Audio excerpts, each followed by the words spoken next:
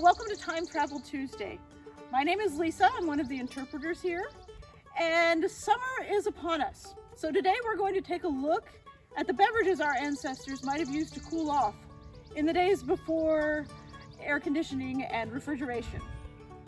Naturally, the most readily available drink was water. Europeans had long been using their water supply to dump waste, so they were pleasantly surprised to find that the water in North America was safe to drink.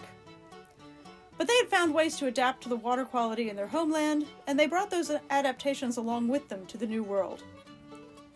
The most common way of making water safe was alcohol.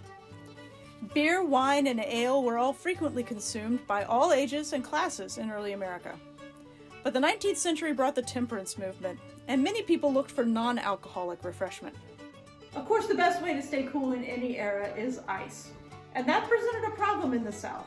Ice had to be cut from frozen ponds and lakes in the north, and then shipped south and stored in ice houses. There doesn't seem to have been an ice house here at Brattonville. The earliest reference I've found to an ice house in South Carolina comes from the Camden Journal in 1842. A hotel is listed for sale in Spartanburg, and an ice house is included in the purchase. The earliest commercial advertisement for ice for sale in the state that I've located is found in the Journal, which is a paper from Abbeville. A gentleman named N.J. Anderson announces that he has received a shipment of ice and plans to keep some always on hand during the summer of 1842. Here in York County, ice houses seem to have been rare, but research does continue.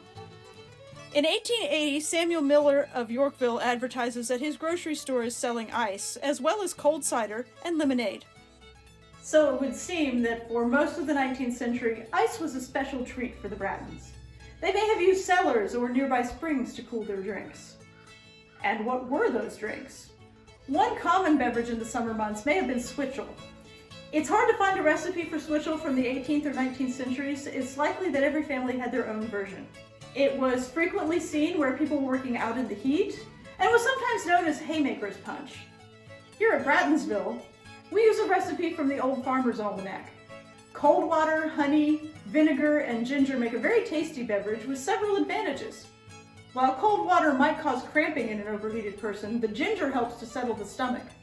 And honey, vinegar, and ginger are all electrolytes, which makes switchel an early version of Gatorade. Victorians often added flavoring to their water to add variety. Several of these flavorings were for sale here in the Bratton store, and some of them can be made at home. Portable lemonade is essentially a drink mix. The Bratton store sold this by the can. To make it at home, you just need sugar, tartaric acid, and essence of lemon. We'll post this recipe as well. Flavored syrups were another additive used to liven up an ordinary glass of water, and the Bratton store carried several. Here we have strawberry, raspberry, and lemon syrups. Recipes for these and many other flavors can be found in the Kentucky Housewife, which was written by Lettice Bryant in 1839. This cookbook is full of interesting foods and beverages and is available in the gift shop here at the store at Brattonville and also in our online gift shop at the address on your screen. So a really good drink to have in the summertime when it's hot is ginger ale. Ginger ale for them was similar to ginger beer, and the recipe that we're going to use today is for ginger beer, but I'm going to skip putting in the yeast so that it doesn't ferment. What you need is a gallon of boiling water, pour it over 3/4 pound of sugar, add 1 1/4 ounces of ginger, and the peel of 1 lemon. And then you let it sit until it cools down to room temperature.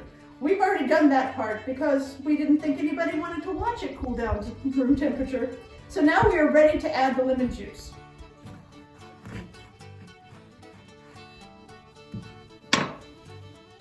It is okay to let the seeds get in here because we're going to filter it. All right, now I'm going to give that a really nice stir. Because the author was making ginger beer, they would have it sit overnight so that it could go ahead and ferment. But ours is pretty much ready to drink now. We need to filter it though because it's got a lot of ginger and possibly lemon seeds in it. So I have a colander, and I'm going to put a piece of cloth in it to help filter it. I'm just going to pour this right in there.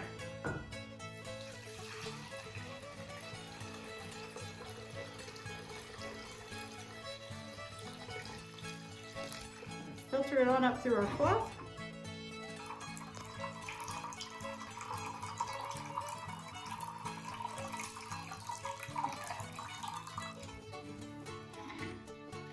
Come on, squish. Let's see what it tastes like here.